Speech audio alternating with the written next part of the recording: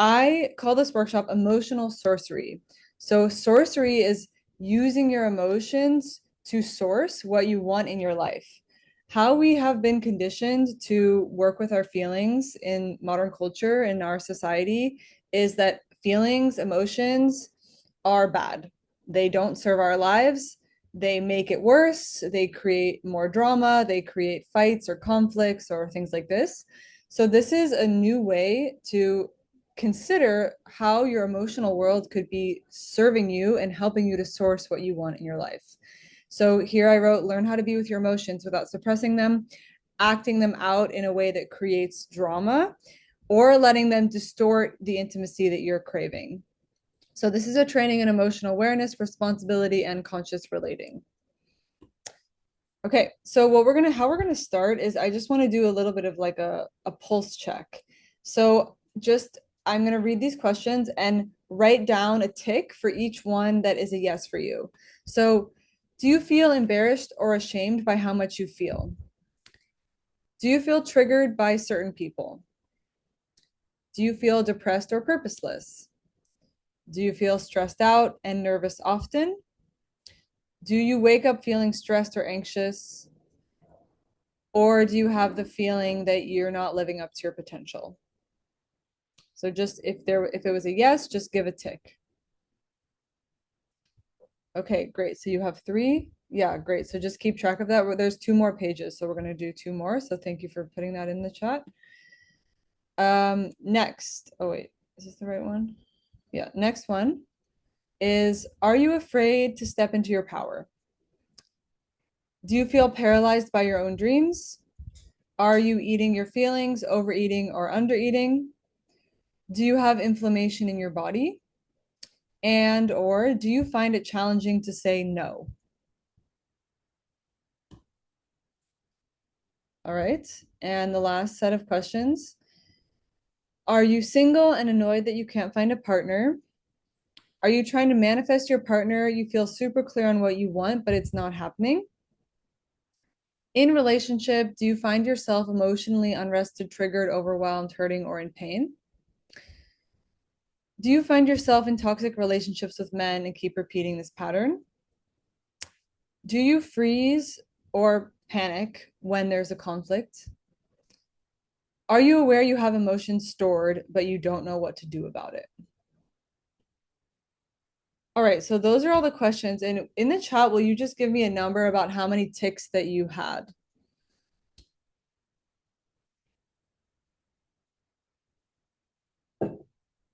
Okay, perfect. 6, 7. Awesome. So if you said yes to any of these questions, your emotions are ready to be worked with consciously, and your emotional world is asking for more presence and care. So all of these topics, the source of the issue is coming from the emotional body, and I'm going to talk a little bit more about that. So I want to talk about how did we get here? So how did we get to the 7 ticks, right? Or the 6 ticks? So we got here by learning to cope with emotions by numbing, avoiding, or waiting till it's really bad and then exploding them because we did not learn how to be with them safely. You're carrying unprocessed emotional experiences from your past without realizing how much energy they are requiring to keep them contained. You're orienting to others from safety or approval instead of learning how to anchor inside yourself. And you were taught that feeling deeply was a weakness when it's actually a source of strength and intelligence. Here's what your life would look like if you awakened your emotional body. So, first thing is that the past would become integrated instead of an emotionally charged place that you keep pulling into your present. You would be responding from your adult self emotionally and energetically. You can build and sustain healthy, grounded relationships with men. And actually, when I gave this workshop last time, I was really focusing on like relating with men and how emotional sorcery works specifically with that. So I made this one a little bit more broad, but I have this in there as well because like the emotional world is really important that you know how to harness it when you're relating with men because it's can be very challenging the way that they are in the kind of non-emotionalness. So emotional triggers will not will not run your decisions or your behaviors, and your energy will become available for purpose, creativity, and contribution. So right now, the emotional backlog that you have is kind of looping in your body, and it's not giving you the full access to the energy for what you want to create and go forward in your life. So, small intro. Hello, I'm Charlotte, and I call myself an evolutionary midwife. The word evolutionary midwife came to me when I realized that my job was like holding space for people to go through the transitions that they need to evolve into the people that they really want to be. So I'm working with different evolutionary principles, healing, transformation, to bring people into the what they say they want, basically. And I work with specific tools in the emotional world and the energetic world. So now I'm going to talk about that a little bit. So now here's kind of like the information that you're looking for. This is what I call the emotional sorcery truths. So your feelings are not the problem. Feelings are not a like genetic mismatch. You know, it's not that, oh, something is wrong with the way that I was born with my feelings. They are just a natural part of being a human. But the issue is your relationship to your feelings. Feelings are part of being human. So I'm going to present to you this map. So I have a feeling that both of you are familiar with yoga. I know one of you is familiar with yoga. And I have a feeling in the New Age community, we've all heard this phrase, mind, body, spirit, mind, body, spirit. So mind, body, spirit covers three of the bodies. And this is a map. So first, before I say this map, this is not the truth. Like this is just a map that you can try on and you can say, do I want to use this map in my life? Or like, is this map relevant for me in my journey? So you get to ask yourself that question. So here's the map of the five bodies. Now, I forgot the I in there. So the five bodies, the physical, the mental, the emotional, and the energetic. Most people are living a three-bodied reality, the physical body, the mental body, and the energetic body. Why? Because we don't know what to do about the emotional body. It's like the place where all the like, swirly cables are all stuck together and we don't know what's really going on there. And it's a heightened place. And most people don't know how to hold space for you when you're feeling something. So it's kind of become this like, let's just push this under the rug.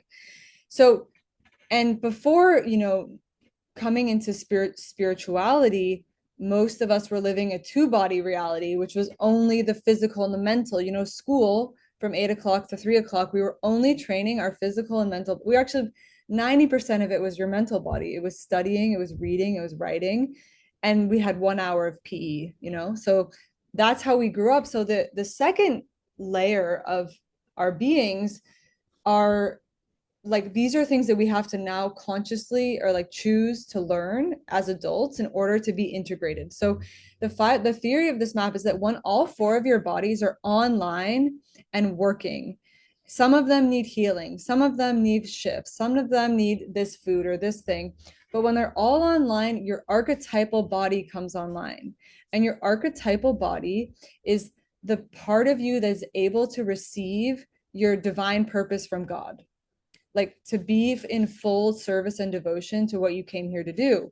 So if your emotional body is struggling and there it needs healing and it needs care and it needs processes and it's being ignored, it's like you're kind of like missing a wing. And so to get all of your facets online will then allow for you to be a vessel for what you really came here to do. So what we're going to do today is, and one more thing about this map is that each of these bodies has food, things that it needs to feel nourished, and it has pain. And when you can distinguish like which one of your bodies is having a problem, you then can properly take the action that's needed. So for example, the physical body, the food for the physical body is sleep, shelter, nutrition, right? The pain is like broken leg, injury, things like this. The mental body, the food is problem solving, puzzles, like coming up with ideas, visioning in a way. And the pain is like overthinking. And the other pain of the mental body is when you put your emotional body in your mental body. So a lot of people think I have mental health issues, but actually you have emotional health issues that you think is in your brain, but it's actually in your body. And we start to intellectualize our emotional pain. So that's a pain actually that happens in the emotional body. And the food of the emotional body is feeling, vulnerability, and being seen. The emotional body needs to be seen and witnessed. And the pain of the emotional body is numbness, is suppressing the feelings, is depression, is anxiety. These are pains of the emotional body. Depression and anxiety are a result of holding in feelings like anger and sadness, for example, and keeping them bound to each other so they can't come out and have their real purpose in your life. The energetic body, the food for the energetic body is meditation, yoga, nature, connection to God. And the pain of the energetic body is purposelessness, hopelessness, like what's the fucking point of being here? And then we talked about the archetypal body, which is the fifth one, that is the one that comes online when you have taken care of your other four bodies. And in life, there probably have been times where all of your bodies were online and you experienced that aliveness of being in the full like flow of your life. And then there's times where like the wing is like broken and you're like, oh, I'm getting pulled down, I'm getting pulled down. So I want to talk about what happens inside of the emotional body. So now we're going to dive into the map of the emotional body, some new maps. Okay, so here's a map. And like I said, these are not right or wrong. These are just different and new maps that will give you different possibilities in your life. If you're anything like me, I grew up with a feeling emotional map, which was basically the no map. It's like you're dropped in a desert island and you have no idea which way to go when something comes up. It was mostly like I'm pain, it hurts, I'm upset, it hurts, I'm upset. That's like how I experienced my emotional body. So this is the map of the four feelings. This map was discovered because a woman who was a psychiatrist, psychologist, kind of like cutting edge person, she was trying to understand what the fuck was going on with people that were in psychotic wards, like psychology wards, people that are like going crazy and people that are going crazy. And so she spent like months just sitting and watching and witnessing and listening to what they were saying. And she was like, you know what I'm really realizing is there's actually just four feelings that these people are experiencing, and they're kind of like swimming around in all of them. And actually, if we start to separate them out, people can start to get the information and energy from each one and they can start to heal. So she created this whole map. And then the lineage I learned from took this map and developed some more maps after it. So I'm going to give you some of that today. So, four feelings: anger, sadness, fear, and joy. When I deliver this map, I usually like in person, I don't give them away, I ask. And most people don't know that fear is a feeling. And they also forget, like some people don't think about anger as a feeling because it's just so bad. So the four feelings on the old map, feelings are bad and it's not okay to feel them. So if you feel anger, it means that anger is dangerous. So if we grew up in a culture that said feelings are bad, what happens when you start to feel anger? The story comes out, this is going to be dangerous, this is harmful, this is childish, this is not okay, right? And the same thing goes with sadness. So in the old map and how we grew up about feelings, it's like sadness is not okay. So if sadness is not okay, then when you feel sadness, what are you? You're weak, you're childish, you're hopeless, like poor you're suffering. And then the same thing goes with fear. So fear is not okay to feel. When you feel fear, what do we hear often in the spiritual community? The opposite of fear is love. So if you're feeling fear and that means it's not love, then like, oh God, so that's not good. So we're trying, don't be afraid, go over your fear. That's another one of actually avoiding it. You go over it instead of be with it, right? So that's fear. And then even joy in our culture, right? It's like you know, when you see someone that's really joyful, and then there's this story, oh, like that can't be real. That must be fake. They must be high. They must be on drugs. So even joy is not really acceptable in the culture. So this is what I call the old map of feelings, the old map of the four feelings. Now, I want to talk about what the new map of the four feelings is. So the new map of the four feelings has this title across the front, which I'm not writing, but I'm going to say it out loud. Feelings are information and energy that serve your life. Feelings are information and energy that serve your life. If anger was information and energy that served your life, what's the purpose of anger? You can put it in the chat or um, unmic yourself. Like, why would we have this feeling? What could be the purpose of it? What a grammatical, I think. Well, what I'm discovering now, because like anger was absolutely through spirituality and conditioning about like what a good woman is. It was the emotion that I was not supposed to be feeling. It kind of showed a shortcoming of me, but now I'm realizing that I don't know when my boundary is violated in any other way, but only through anger. That is the only, well, maybe not the only, but this is the main messenger to say that no, something's not sitting right. Something is not according to my values. Great. Yes, thank you. Thank you. Yes. So anger is used for boundaries. Anger is used for clarity. Anger is used, yeah, something's not in alignment. So anger is the energy of stop.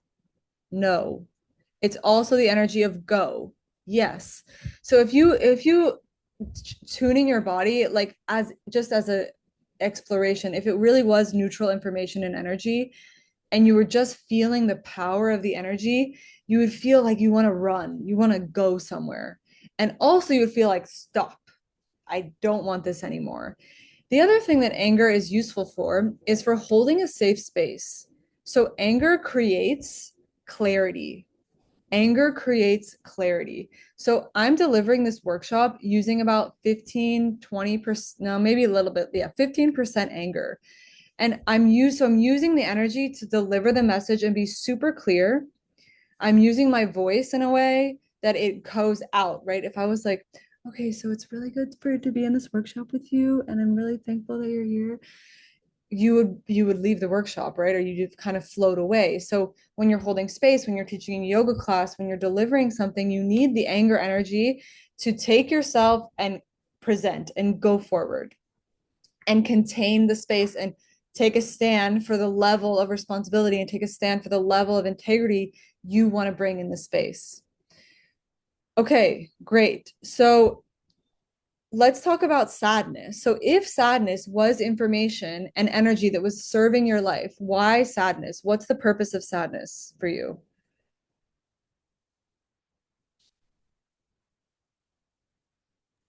Uh, it's interesting because sadness is usually, now I'm thinking it's about loss, it's about grieving, it's about understanding that something, it's also like it's a clarity, but it's a different clarity. It's the clarity of understanding that you don't have it anymore. Beautiful. Yes. Yes. So sadness is the energy that we use that is here for us for grieving, for letting go, for surrendering, for purging, for softening. Yeah. And for making the connection from our hearts. So it's kind of like on a polarity. On one side, it's used for connection. Like, I'm sad because I miss you and I want to be closer to you. So sadness also tells us where we want something more, where there's a longing. And it's also giving us an information of like, this is the end and I'm going to let go of this. And so it's both of these things. Yeah. Okay, great. So, and fear, what is fear? If fear was useful information and energy for your life, why fear?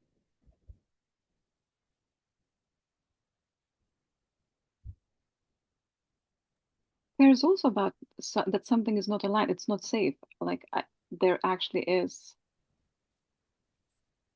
now thinking it's like either perceived or not, but there is danger. Like I need to preserve myself. Great.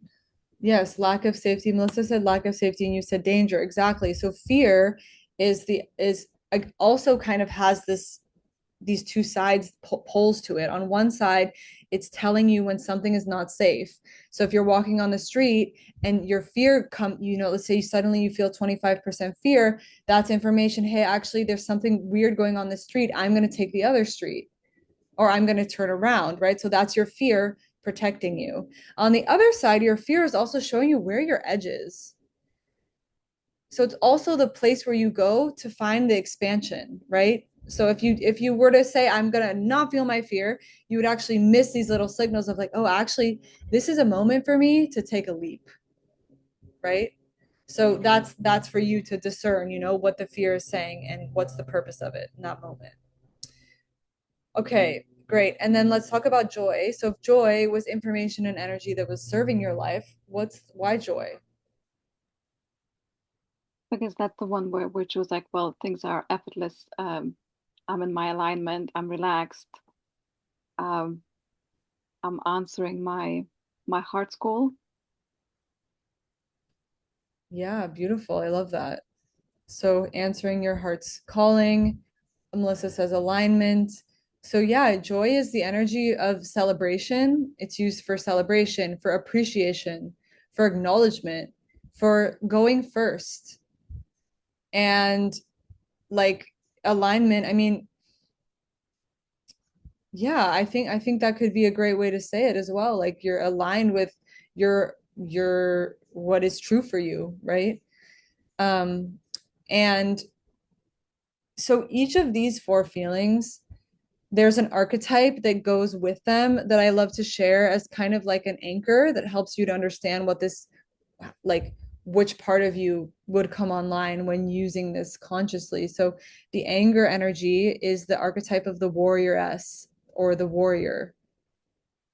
So when you're feeling angry, you're actually in your inner warrioress. So you want to take a stand for something. You want to say no to something. You want to go forward with something. You want to protect something. The archetype for sadness is the lover. So yeah, like how the way that you weave together, like yeah. So people that are really in tune with their sadness energy are really good village weavers because they know how to make connection to everybody. You can find where do I really meet with this person and where do I meet with this person and how could they come together and how could we bring everyone together? So the village weavers of the communities are feeling a lot of sadness and the builders and the protectors and the men often are holding more of this warrior energy, right? And also women hold warrioress energy, right? When we're like, hey, we're not fucking gonna do this shit anymore. We're not gonna let people cut down these trees anymore. We're gonna stand here because we're taking a stand. So that might be an archetype that's really like alive in you at some points in your life or in general. And the archetype is the magician or the sorceress. Because think about, and also kind of the shaman, right? Because what you're doing when you're a magician is you are in the subtleties of the space. So, for example, I use my fear. The other thing fear is used for is mindfulness, actually, and awareness. So I use it to sense the space.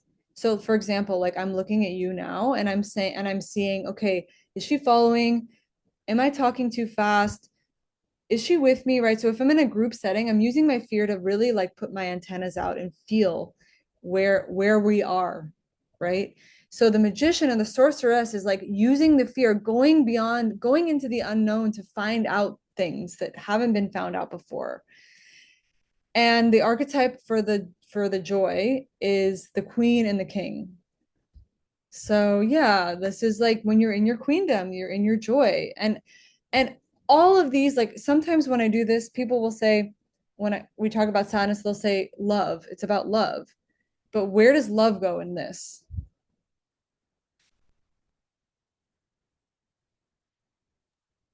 I mean, it's a tricky one, isn't it? It's kind of like everywhere. Like for love, you need them all, and or Yeah, like for authentic connection, you need them all. yeah, they are all love. Love is everywhere on this map. Like your anger is love, right? Like it's all love. Every feeling that you're feeling is love. So this is a big, like there is no such thing as positive feelings and negative feelings. They're all information and energy that serve your life. And I'm going to talk a little bit about why it feels like sometimes they are making your life more negative than positive. Okay. All right. Any questions up to this point? Okay, cool. So I'm gonna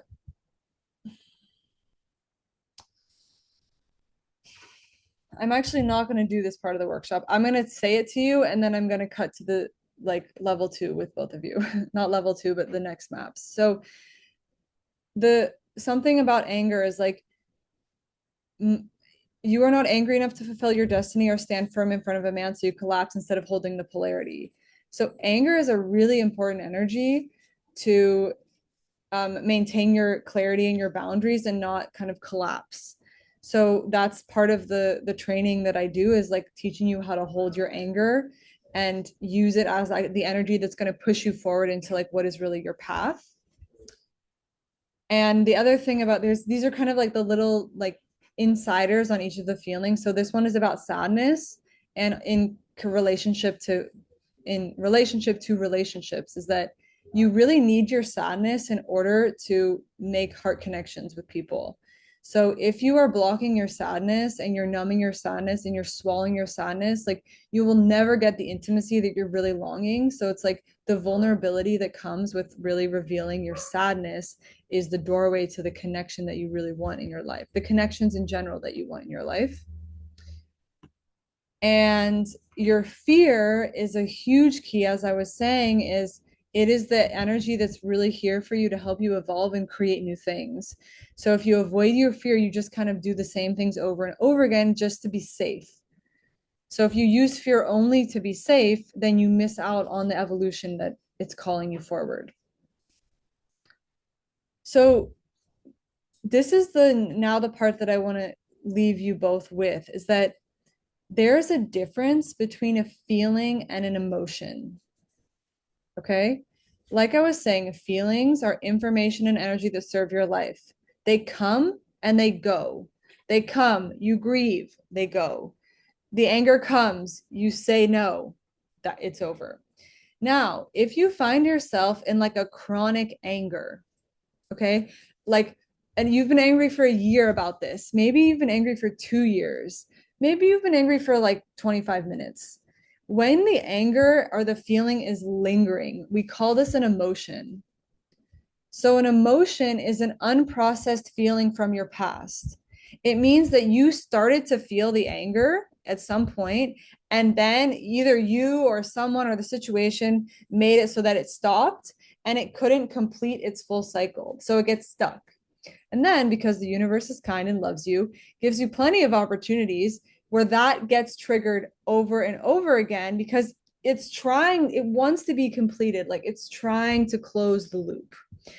So when you're in an emotion, for example, in a relationship, if you're in a conflict or you're in a fight and you're in an emotion, it will feel like as if there's a slingshot, as if like if you were to really feel it, it would like you could feel that it came from way far back and that it would fly forward instead of like just go forward. It would like with energy go forward. So that is an emotion. Emotions, when they appear in your life, are doorways for healing. They are not for handling things in your life. Emotions are not for handling things in your life. Feelings are for handling things. They're information and energy for handling things in your daily life. When you're in an emotion, which is probably what most of us like, I don't want to speak like you, but it's just the general experience that I've had working with people and in myself is that most people are filled with emotions and the feelings are below that. So once you start to clean up some of the core emotions that are kind of ruling your emotional world, then you start to get access to the feelings and you get to play with the funness of the king, queen, and the warrioress, right? So the emotions, so let's say you're in an emotion and when you're talking with your partner or your mom or someone and you're triggered. So basically triggers happen because emotions are triggered. Triggers are emotional reactions, basically. And they, if you take that as like, this is what's happening right now, you ruined my life and I hate you and like, fuck you. And you take that and you throw it at the person, you are not creating intimacy. You create what we call low drama. And low drama is where nothing happens. We just stay the same and we just loop in that. And there's another map for low drama, which is not in the scope of this workshop. So the key is that when you are in an emotion, to like catch it, like, ah, I'm in an emotional anger right now. I'm in an emotional sadness. This is not just about right now. Because if you throw it at the person, you are not in reality. Like you are actually 14 years old, 17 years old, 30 years old, whatever. And whatever you say or do in that moment is going to, the other person will not be able to receive you. And you'll feel misunderstood. He'll ignore you, or like he'll retract or whatever. And this, I mean, this goes both with men and women. Like you've probably experienced a man in an emotion and felt super unsafe and like, this isn't even about me and there's nothing you could do, right? Because it's just a huge reaction. So that's the thing about emotions versus feelings. Does anyone have a question about that or a comment, or like what's that bringing up for you? I mean, this clarifies so many things about like my, for example, emotional reactivity. Well, what I was seeing it as that, in the sense that like, yes, of course, like my emotional tanks were so full that even a little trigger was immediately like putting them into like, I don't know, overdrive, overwhelm. But okay, so like on a daily basis, like how is there a way to kind of like super quickly recognize this is an emotion? This like because it can have an intensity that's kind of like makes it difficult um to be a clear judge in the moment. Like if you're angry and you want to be angry, that probably shows that it's an emotion. But in that moment, you can be really believing that it's a feeling.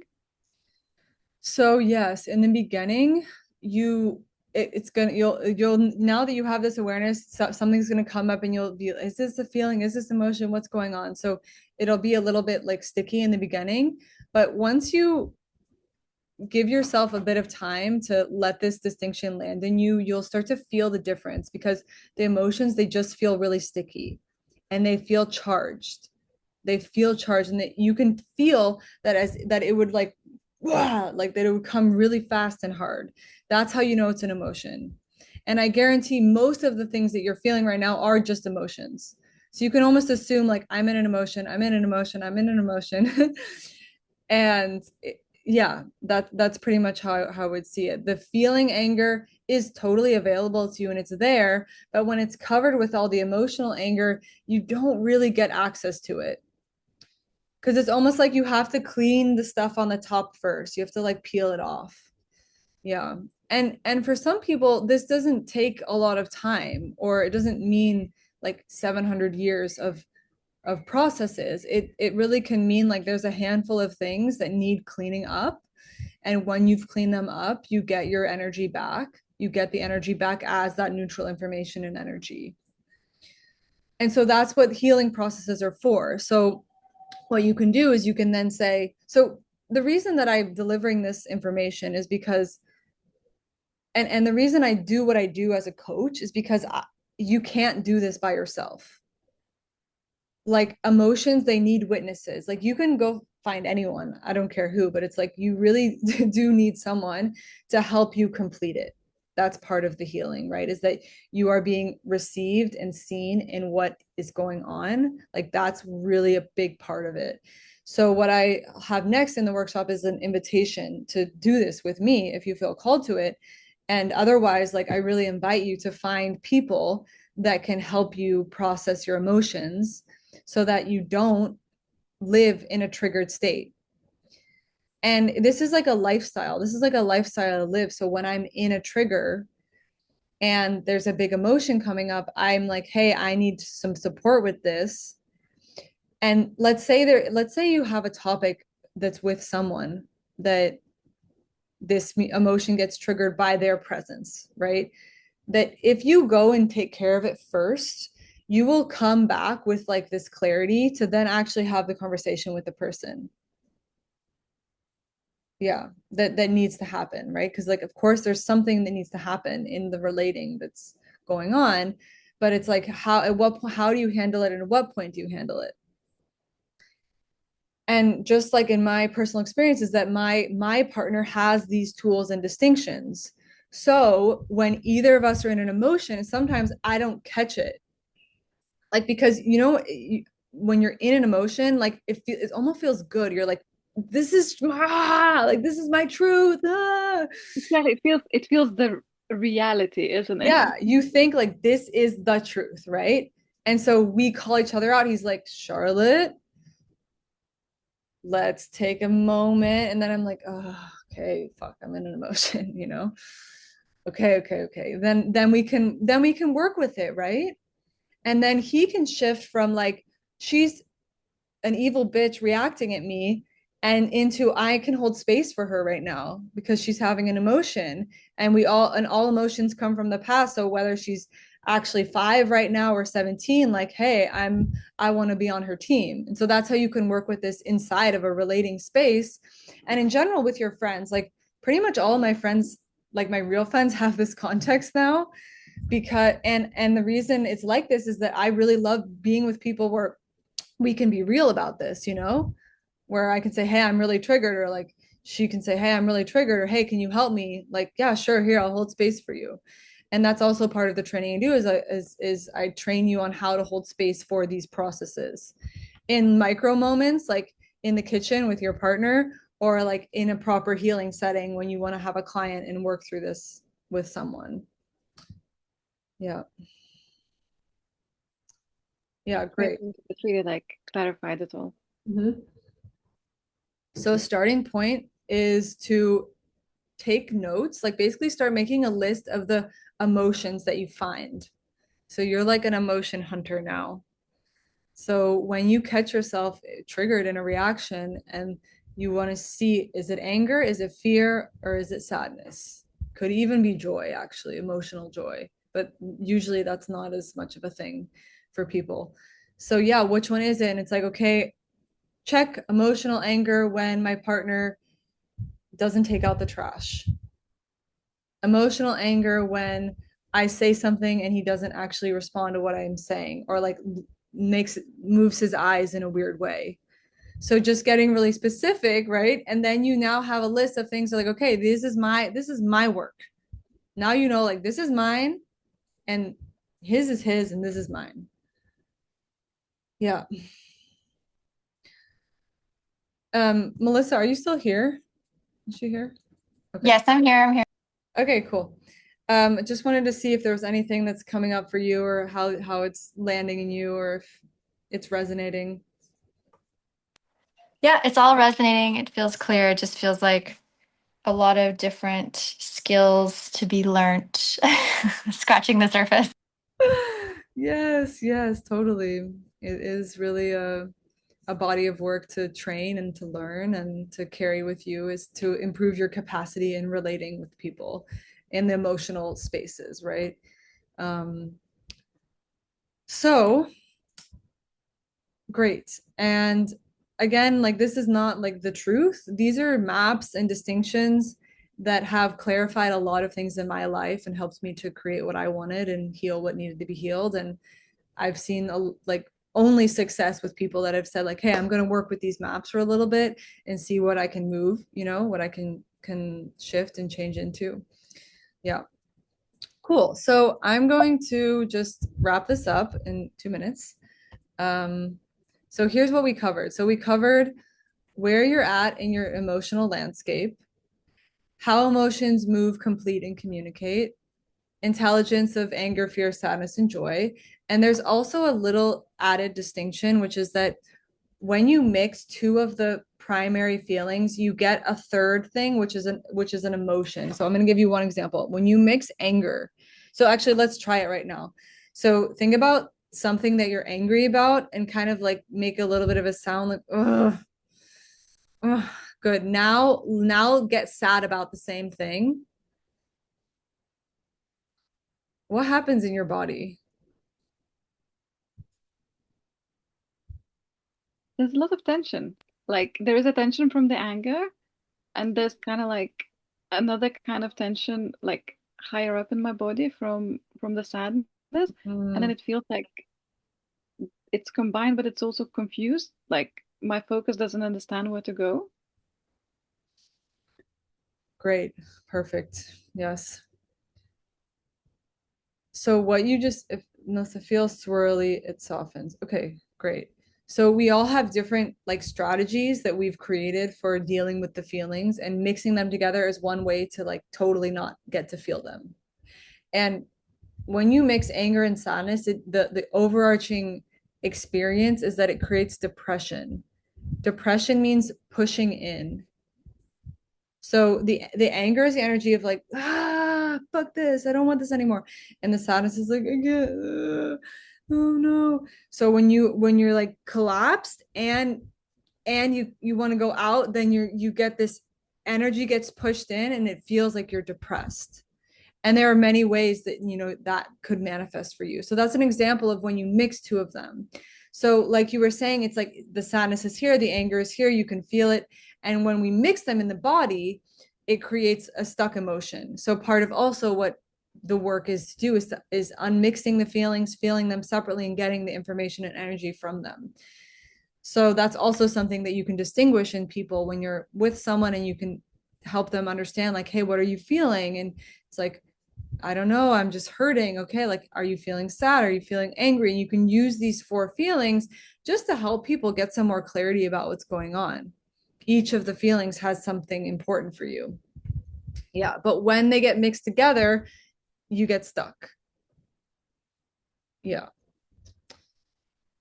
Okay. So how to respond consciously instead of reacting. Yeah, we didn't get too much into that, but what I can say right now is that when you notice somebody's in an emotion, do not take it at face value. Do not take it as face value, and just practice saying, I hear you, I'm with you. I have a technique called a completion loop, which is part of the training, which is like how you what to do, actually how to respond in that moment to take the person into a like how to heal when something comes up. But basically like your job is to just like be a witness and just saying, tell me more, like help them to keep feeling into what they're feeling. And the completion loop is a process of kind of repeating back what they're saying.